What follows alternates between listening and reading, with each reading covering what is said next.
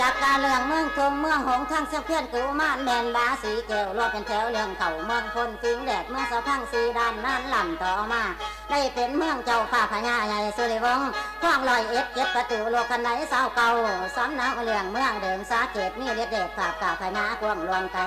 ขึ้นไฟได้ละเอ็ดเขียนนครขวงเบิดเครื่องกวางมาห้อมหงเจริญเกินลำน้ำนักฐานมาอ่างโบราณเดิมดินทงรอดเป็นคงเฉดบานจำใบไรเลี้ยงหนึ่งแม่นเมืองใหญ่พโนไพผู้กสิงเมืองสุวรรณบรรพักอาจารย์เจ้าป่าสมันมาเขาวังปางเทระยอดปวดประสินเดชกาพญากวงลวงแทงไปวันเวิงทงใหญ่สีภูมิซุ่มเมืองเสแสร้งมาด่านค้างชี้มาด้วยตามถนอยมาเว้าดอนแสดงบางแห่งแข้งทำวังทาเยี่ยมซี่ส่งตรงป่าจากหันป่าน้นสิงแดดพ้นท้องอำเภอแว่งปันกันบ่ขนันน้ำบ้านจตุภักดิ์ที่มันแต่ว่าเมืองงามนาภูมิแต่งเป็นสีจึงอีลีโมเจ้าห้าได้เว้าต่อกันออกจากหันเมืองลาดบัวขาวออกจากหันเมืองเจตวิสัยเป็นจุดศูนย์ร่วมเมืองโมคนจำไว้แม่ลงไปทั้งไกลอาสามัดขาสะอาดตรงกวงเด่นแห่งแรงไกล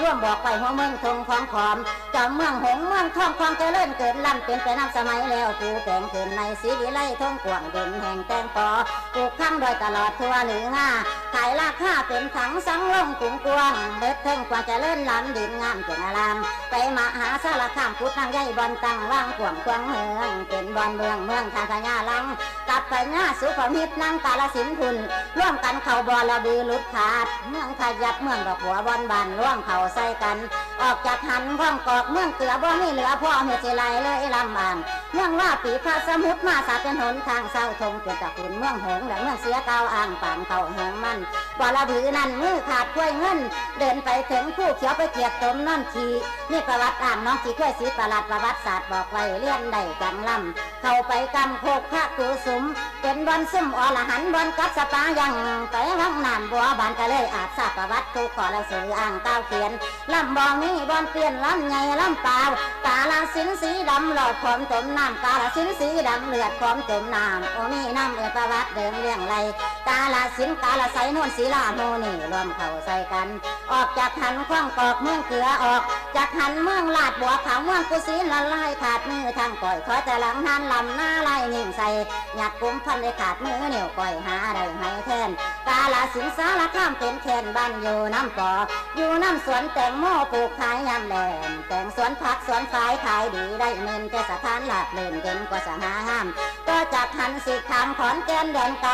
จำได้ไหมคุณลุงสูตรมันจำไม่ขาดขอนแก่นบ้านขานสองคอนหัวดอนสี่ลนข้าสิก้นนำแซงเลยหอดแข็งนี่พระคือพันลับหอยขัดบึงเนี่ยมคอนเสียมหัวหมูบึงมีโตทาพระพุทธพานน้องตำงานดอนช่างบ้านห่างกูนาลายบ้านทรายหอยบอบ้านกอกก้อนี่พระหมูพระยืนหวยจำบืนหวยลิงหอยบอแดนบ้านหมอบ้านดงบ้านนิ่งน้องประเจงบ้านแห่น้องหยาแผกบ้านกุยน้องปิงบึงกุดทิ้งบึงจีบึงทมดอนลมน้องหันจางเลยหอดทางซุ่มแค่พักหอนไปหอดบอลผู้เวียงเป็นเมืองผู้ลมเขาเจ้าพญาในลูกสาวสดตั้งเทศไทยเที่ยวขอมซื้อนางต่างก่อนจีนเป็นเท้าทานผ้าแดงตัดสูพมมาโมกขาแย้งอานั่งคนมีห้อยมันเป็นหินก่อนตัดพวงเงางานเป็นผู้เวียงผู้ผ่านเกิดอโปยานน้ำไหลท่วมไฟเมืองเก่าเสืบเรื่องปางก้อนผ้าแดงแต่สะเท่าท้องด่วนไปเอานองฟ้าว่าท่านถึงของข่าวสู้พุ่มปัดเอาออกมาบักทอกถือซ้ำเห็นทางหาย่างน้ำจังไหลหลอดข้างกลางกองแก้วของ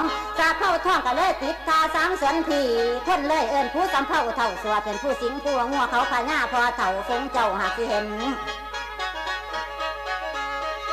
คำเล่นจากหัดจังน้ำซื้อว่ามันจ่าแต่ตามสัตว์ว่าเขาเตียงมันเม่งหมอนมุ่งมุ่งเป็นผู้เขาไหวผู้เม่งแต่ก่อนตอนแค่แตกแล้วใหญ่เป็นบ้านบอนผู้ต่อจากหันสี่ลูกขามแกนริมพองยังมีองค์เถระเลิศน้ำทั้งเก่าไปเน่าอย่างนนขามเฮ็ดประหลาดเห็นอิทธิพระธาตุเจ้าเน่าอย่างยอดขามเห็นหุ่งหูจังสว่างลาตีเลยหายหนีปฏิหารต่างตาไปสัมเพลินจังน้ำมาสร้างเจดีย์ธาตุในขวมไม่คำบอกไว้ของเท่าหอดเท่าเพิ่นจังเบา คอนแกนที่หลังยังคือกับพระรับพระบูพยืนพร้อมหากพระเจ้าพระธรรมเจ้าโมคคลาแสดงเหตุดันแผ่นผ้าถึงพื้นแผ่นดินเห็นหกหูคือพระเลยลัดทั้งระบุเห็นเสียนพระเจ้ายืนตั้งหน้าคนและผ้ากันเว้าดีเอาประเสริฐนิ่งเมืองขอนแก่นตามประวัติจริงของล่ำชี้เพิ่นตั้งวังขวงเมืองนายกะยับไปเบื้องบันทมบ่พ่อข้าวซื้อขุนศรีปราจันผู้ก่อปูนมุ่นตั้งแต่จะมั่งเวียดนามบ่อุดมเฮียงโฮมใหญ่ไปดอนบ่มเลยไปเกิดนำท่วมบ่ซี่ส่งตรงพร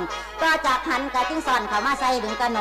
ไก่พ้นท่านกับพลัดหอดปัจจุบันนี้แต่ท่านี้นะคำกวงคุณล้นอังเขาระบบแผนผังพัฒนาไม่เกินพื้นบ้านงานไก่นับอันใดบ้านไทยอำเภอพุ่นอำเภอพ่องเมืองกระนวนลุดทางปางความสั่งไทยเฮาเสร็จต่อสนุกเอากาดอไปพอบ่อยากายสีหน้านวลส่วนน้องไว้ก่อนเท่านั้นนา